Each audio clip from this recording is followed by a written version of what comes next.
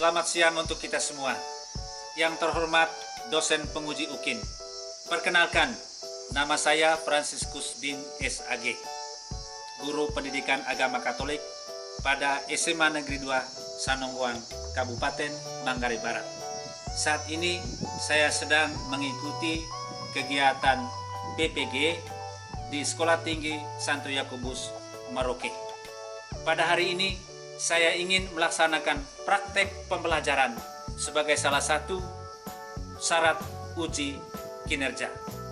Mari dan silakan menyaksikan.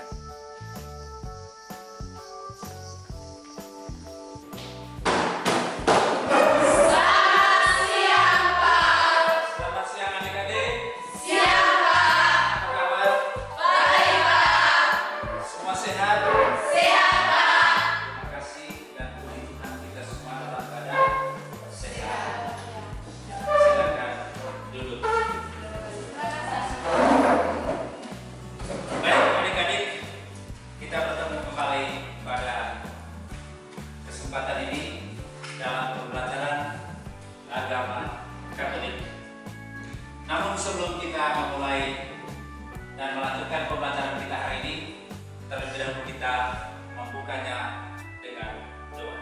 Saya persilakan satu orang untuk angkat doa mengawali pembelajaran pada hari ini.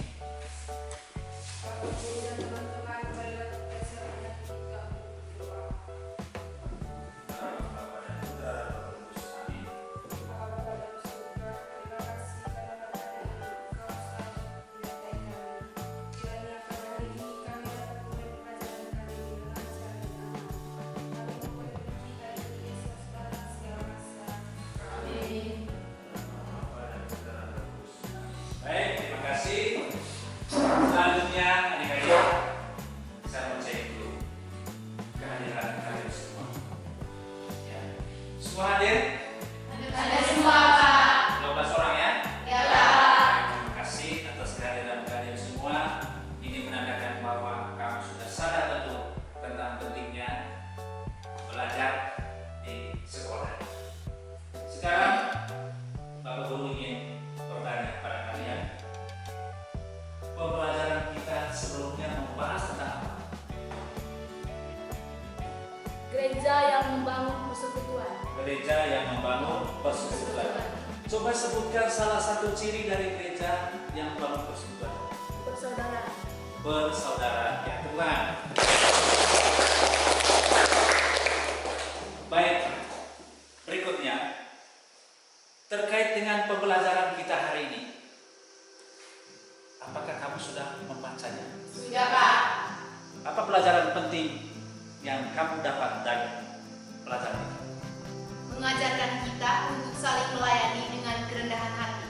Ya, mengajarkan kita untuk melayani dengan penuh kerendahan Kerendahan hati. hati. Oke, terima kasih.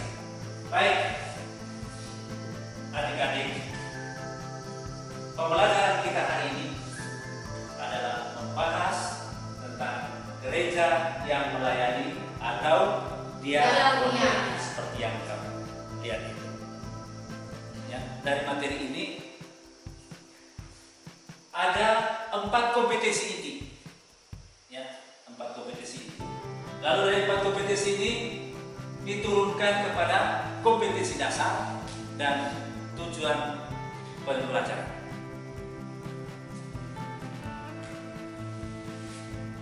Kompetensi dasarnya adalah memahami tugas pokok gereja sesuai dengan kedudukan dan peranannya sebagai murid Yesus Kristus. Lalu dari kompetensi dasar tadi ada 10 tujuan pembelajaran yang hendak kita capai dari materi ini. Dan ini menjadi hal yang harus kita peroleh setelah kita melakukan proses pembelajaran. Adapun tujuan pembelajaran yang kita mau capai dari materi ini, ya, pertama, setelah kita membaca teks kitab suci, kita bisa ya, berdiskusi mengaitkan apa pesan dari kitab suci terhadap semangat pelayanan bagi orang Katolik. Lalu yang kedua, Setelah kita berdiskusi tentang materi ini, menganalisis tugas pelayanan gereja sebagai tanggung jawab murid-murid Yesus. Lalu yang ketiga, bisa menguraikan ciri-ciri pelayanan gereja Katolik. Lalu yang keempat, menguraikan macam-macam bentuk pelayanan gereja Katolik.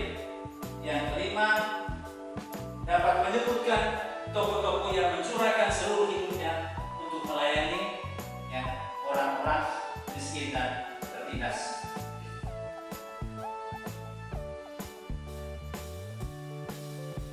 Yang keenam, dapat mengevaluasi diri, mengevaluasi diri kita semua sejauh mana kita sudah melakukan tugas pelayanan.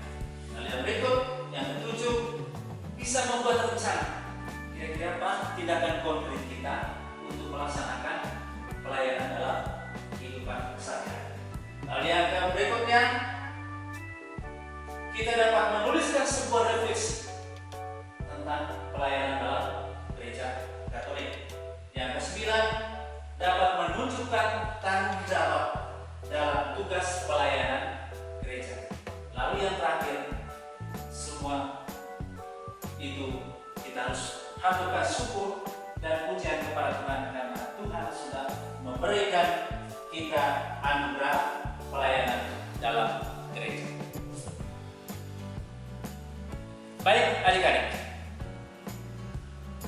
pokok-pokok yang hendak kita pelajari dalam materi ini, gereja yang melayani. Yang pertama, tentang dasar pelayanan dalam gereja Katolik.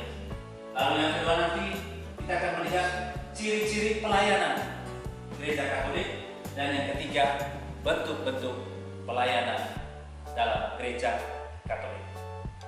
Baik, itu gambaran awal tentang pembelajaran kita pada hari ini.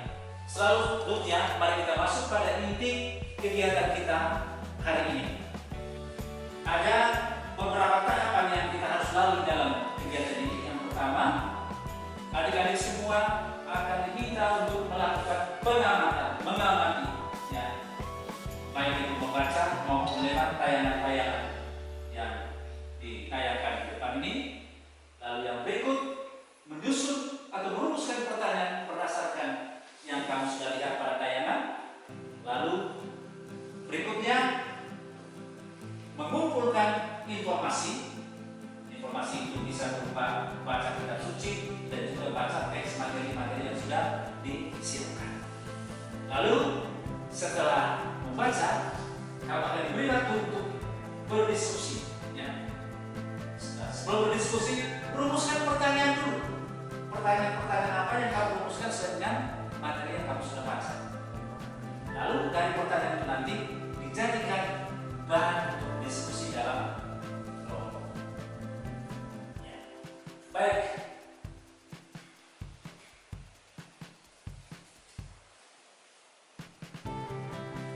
Sekarang saya mengarahkan Anda semua untuk memberikan perhatian pada gambar yang ditayangkan berikut ini.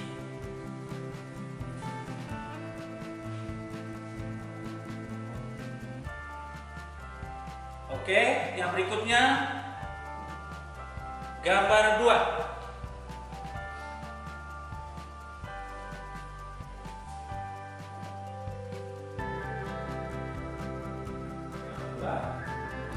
Sudah? Baik.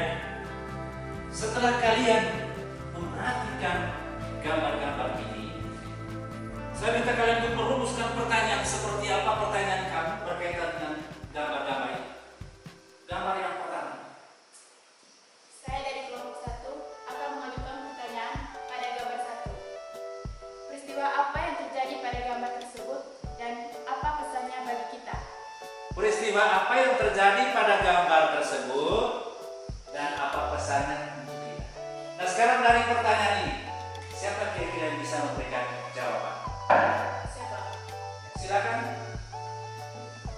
Peristiwa yang terjadi pada gambar 1 adalah seorang ibu sedang memberi perhatian kepada seorang kakek tua yang sudah jompo. Pesannya untuk kita harus memberi perhatian dan melayani orang-orang yang sudah lanjut usia seperti orang tua atau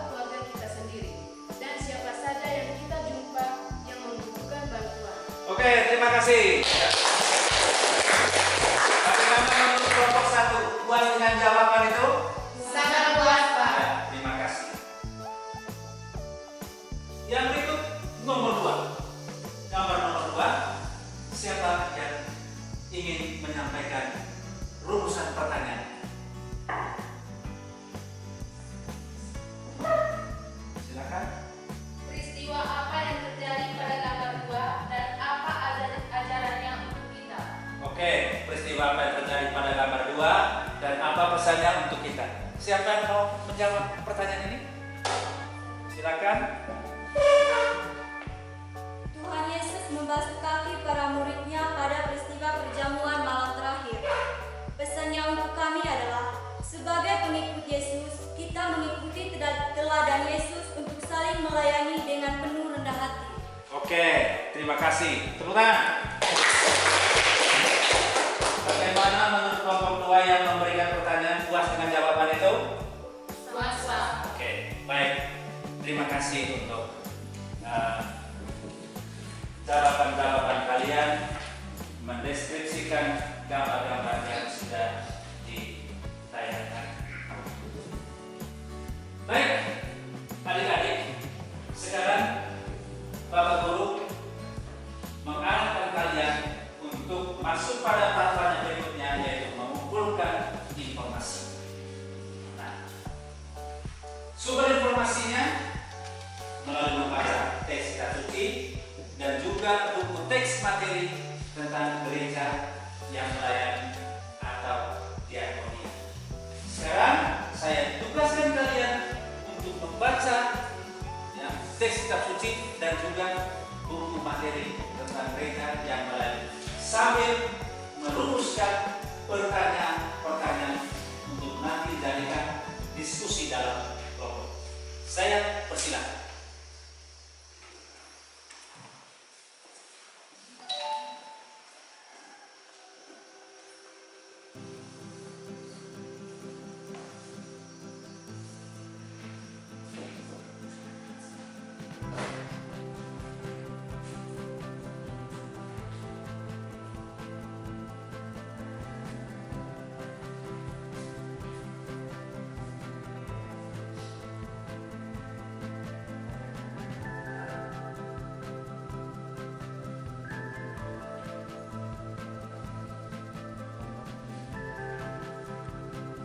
Baik, waktu untuk membaca sudah selesai.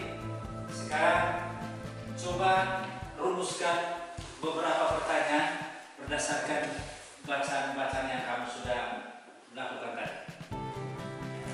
Coba. Kami dari kelompok 1 ingin mengajukan pertanyaan. Apa isi atau pesan kitab suci yang telah dibaca? Apa isi atau pesan kitab suci yang telah dibaca? Bagi satu pertanyaan. Yang berikut. Apakah ciri-ciri pelayanan gereja itu? Apakah ciri-ciri pelayanan gereja itu? Yang berikut dari kelompok 3. Saya dari kelompok 3 akan mengajukan sebuah pertanyaan. Apa saja bentuk-bentuk pelayanan gereja Katolik di Indonesia? Apa saja bentuk-bentuk pelayanan gereja Katolik di Indonesia? Oke, jadi kamu sudah rumuskan 3 pertanyaan dan 3 pertanyaan ini itu menjadi pertanyaan untuk didiskusikan dalam kelompok diskusi nanti. Sekarang saya berikan waktu untuk mendiskusikan pertanyaan-pertanyaan sesuai dengan apa tadi, ya, yaitu pertanyaan dari kelompok 1 itu akan didiskusikan oleh kelompok 3, yaitu kemudian pertanyaan dari kelompok 2 didiskusikan oleh kelompok 1, kemudian pertanyaan dari kelompok 3 didiskusikan oleh kelompok 2. Sekarang saya berikan waktu untuk berdiskusi.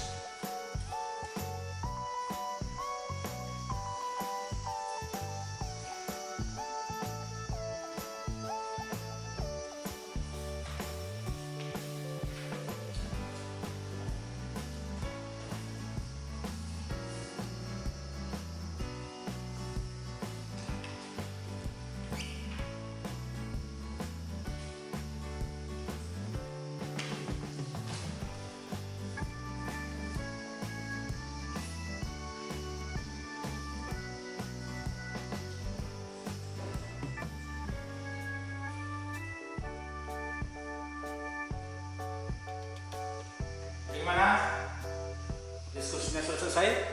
Sudah. Oke. Sekarang presentasikan hasil diskusi kalian. Saya minta perwakilan tiap-tiap kelompok itu untuk membacakan hasil diskusinya. Silakan. Yang menjawab pertanyaan nomor 1. Silakan. Baik, saya akan menjawab pertanyaan dari kelompok 1. Isi atau pesan kitab suci yang telah dibaca adalah Yesus mengajarkan kita untuk melayani sesama tanpa memandang bulu, melayani siapa saja yang kita jumpai yang membutuhkan, dan kita harus mengikuti teladan Yesus yang melayani dengan kerendahan hati. Bagaimana kelompok yang bertanya puas dengan jawaban ini? Sangat puas, Pak. Oke, tangan. Berikut yang menjawab pertanyaan nomor 2. Silakan. Saya akan menjawab pertanyaan dari kelompok 2. Ciri-ciri pelayanan gereja antara lain: yang pertama, bersikap sebagai pelayan. Yesus menyuruh para muridnya bersikap sebagai pelayan yang rendah hati, seperti teladan Yesus sendiri. Menjadi pelayan adalah sikap iman yang radikal. Yang kedua adalah kesetiaan kepada Kristus sebagai Tuhan dan Guru. Kita harus meminta kekuatan dari suri teladan Yesus. Yang ketiga, orientasi pelayanan gereja terutama ditunjukkan kepada kaum miskin. Tujuannya untuk mengangkat harkat dan martabat harga diri dan diperlakukan secara manusiawi. Yang keempat, kerendahan hati. Dalam pelayanan, kita harus tetap bersikap rendah hati seperti Yesus. Oke, bagaimana kelompok yang memberikan pertanyaan puas dengan jawaban kelompok ini?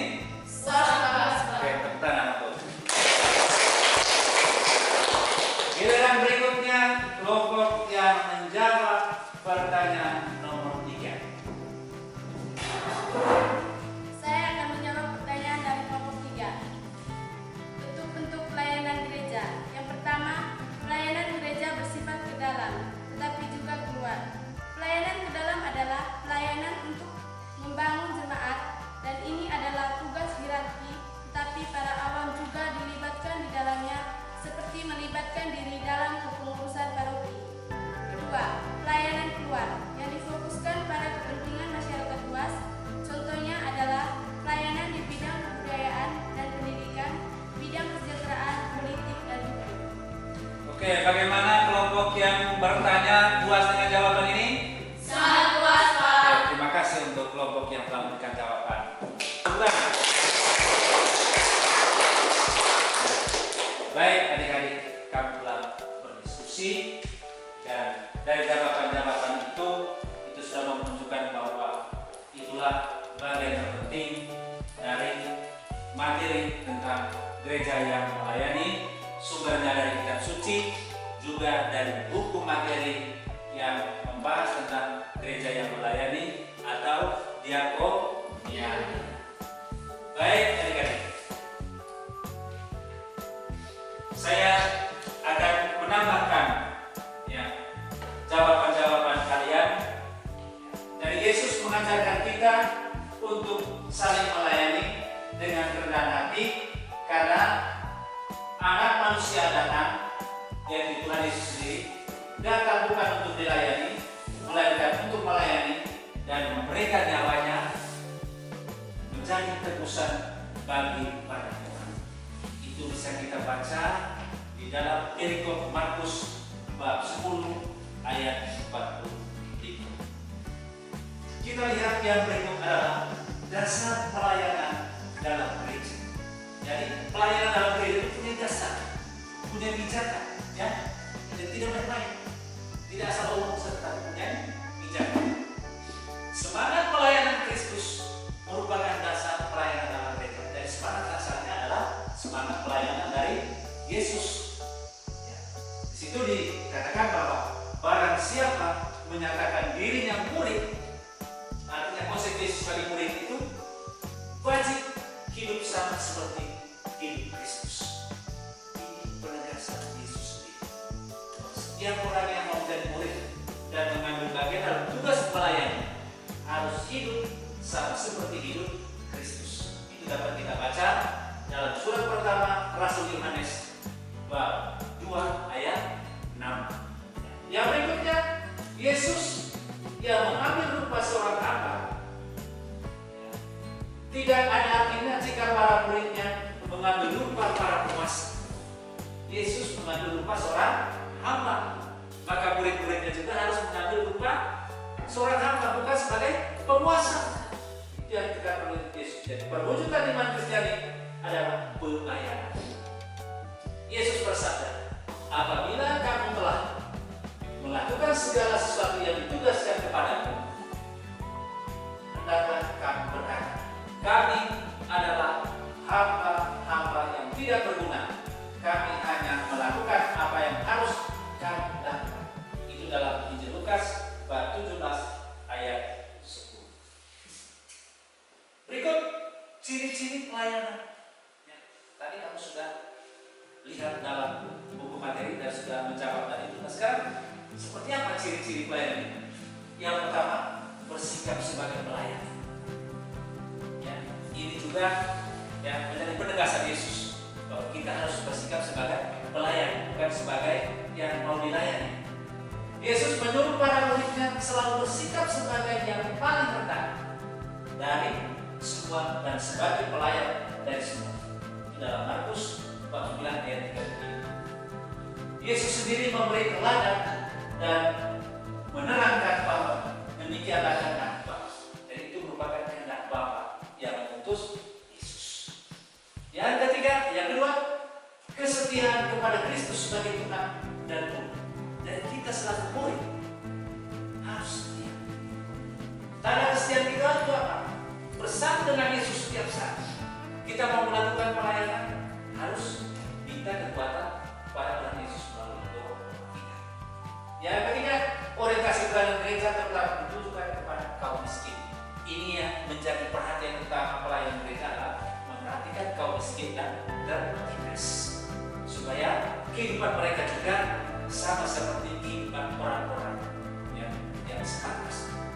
Tadi dikatakan bahwa mengangkat harkat dan martabat dan diperlakukan seperti secara manusia. Yang keempat, kerendahan hati. Ini yang paling penting bagi kerendahan hati. Dalam pelayanan gereja atau kita harus tetap bersikap rendah hati. Gereja tidak boleh berbangga diri, tetapi tetap melihat dirinya sebagai hamba yang tidak berguna. Itu dalam Injil Lukas bab 17 ayat 10. Bentuk-bentuk pelayanan dalam gereja. Tadi kamu juga sudah kemukakan itu. Sekarang ini dia punya penyempurnaannya, bahwa pelayanan gereja tidak hanya bersifat ke dalam, tetapi juga keluar. Pelayanan ke dalam itu adalah pelayanan untuk membangun jemaat, ya, membangun termasuk membangun persekutuan, ya, membina jemaat, umat untuk hidup sebagai murid Yesus. Dan ini menjadi tugas utama dari para hierarki, pastor-pastor, imam-imam. Tapi juga ini bisa dijalankan oleh apa? Macam kita ini bisa, tapi dalam bidang apa? Ya, gitu. Jadi berpartisipasi di dalamnya, misalnya dengan melibatkan diri dalam kepengurusan Dewan Paroki atau ketua lingkungan atau pengurus di KBG ketika nanti kamu terpilih menjadi pengurus KBG dan lain-lain. Lalu pelayanan kedua yang lebih difokuskan adalah pelayanan demi kepentingan masyarakat luas. Ya, gereja juga melihat apa yang dibutuhkan oleh masyarakat. Di situ ada contohnya bahwa pelayanan Gereja Katolik Indonesia untuk masyarakat luas antara lain pelayanan di bidang kebudayaan, ya, bidang pendidikan, bidang kesejahteraan, dan bidang politik. Ini, ya, Gereja Indonesia itu terlibat dalam berbagai bentuk pelayanan. Jadi adik-adik sekalian yang saya kasihi, itulah poin-poin penting yang perlu kalian pelajari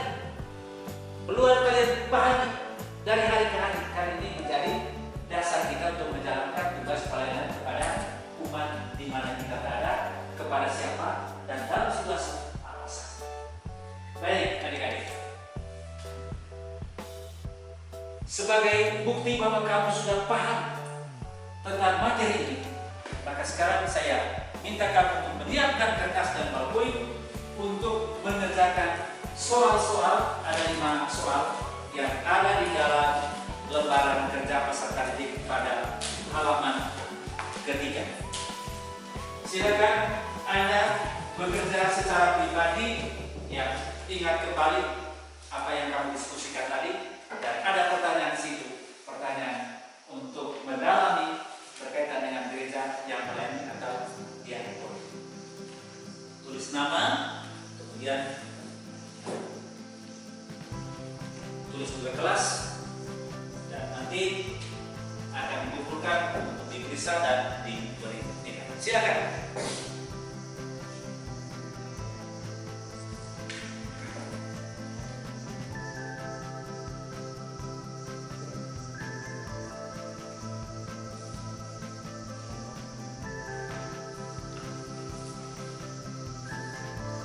Waktu selesai, sekarang kumpulkan lembaran pekerjaan Anda.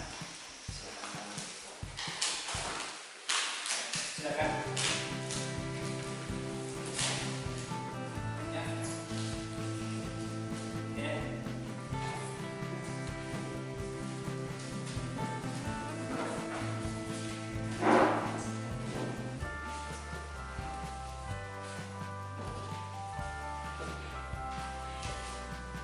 Ya, nanti Bapak Guru akan periksakan pekerjaan Anda ini di rumah, dan di depan kamu akan dapat dia punya hasilnya, nilainya berapa. Baik adik-adik yang saya kasihi, demikian proses pembelajaran yang telah kita ikuti bersama pada saat ini. Sekali lagi saya menegaskan bahwa materi ini tolong dipelajari terus-menerus, dan satu tugas yang harus kamu kerjakan setelah ini sampai di rumah adalah membaca kembali materi tentang gereja yang melayani dan tulis refleksi pada sebuah lembaran, tulis dengan rapi, dengan bersih, dan minggu depan kamu harus kumpulkan untuk diperiksa dan diberi nilai. Siap? Siap. Oke. Nah, di akhir pembelajaran ini Guru ingin, Bapak Guru ingin bertanya kepada kalian, apakah pembelajaran yang kita sudah ikuti pada hari ini bermanfaat untuk kalian? Sangat bermanfaat. Nah, bagaimana proses penjelasan tahapan-tahapan yang dilakukan oleh Bapak Guru? Ya, bisa dimengerti? Bisa, Pak. Oke, terima kasih untuk jawaban kalian terhadap sebuah refleksi yang Bapak Guru sampaikan. Nah, demikian adik-adik kebersamaan kita dalam pembelajaran pada hari ini yang membahas tentang gereja yang melayani atau diakonia. Mudah-mudahan kita dapat praktekannya dalam kehidupan kita sehari-hari, di mana saja dan dengan siapa saja, tentu dengan dasar pelayanan Kristus sendiri, yaitu mengutamakan kerendahan hati. Baik adik-adik, itulah nilai-nilai penting dari pembelajaran kita hari ini. Nah, kita akan akhiri pembelajaran kita. Sebelum kita mengakhirinya,